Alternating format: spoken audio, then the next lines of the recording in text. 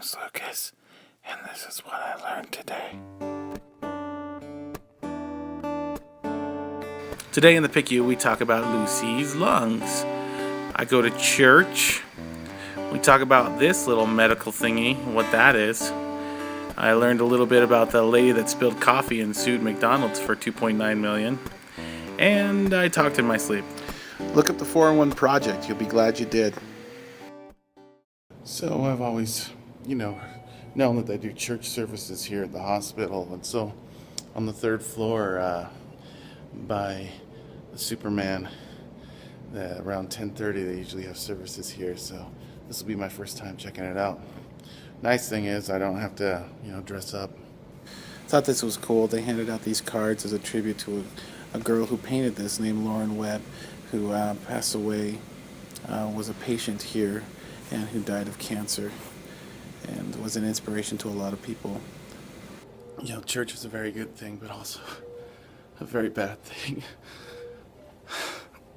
It was just hard, see kids that are suffering there with their IV poles, and sit and sing hymns with them, and thinking about what Lucy's going through right now, and it's probably the hardest sacrament meeting I've ever been to.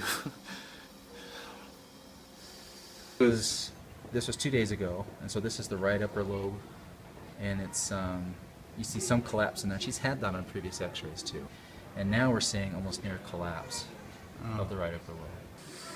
So they use this little thing to kind of do some little vibration, some percussion on Lucy's chest to kind of break up the mucus. They're going to try and break down what's clogging her lungs right now.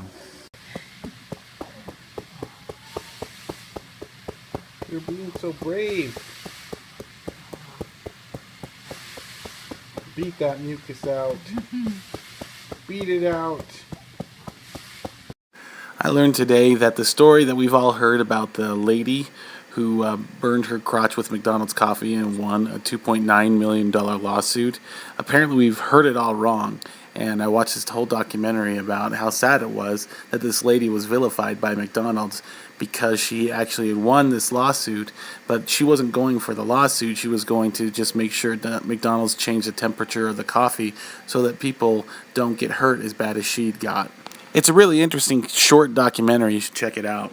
So apparently I talked in my sleep, and the nurse woke me up and said I was talking about work and how I was telling a client of mine that I'm sorry I didn't have it right away, but I'll have it for you on Thursday, and just kept apologizing.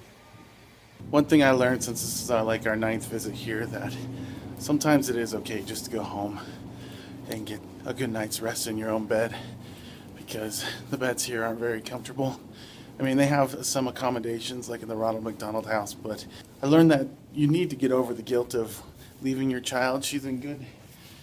Your child's in good hands, and you can just, I think I'm lost. Or at least go into the Ronald McDonald House if you live far away, because it's better for you, and I think it's better for the hospital staff that you don't wake up cranky. Melinda's going to stay overnight here, but we're going to minimize our overnight stay here this time. And yeah, I'm going home to see Melinda and Dawson. It's going to be great. Thanks for watching. Look up the 401 Project and subscribe. Thank you.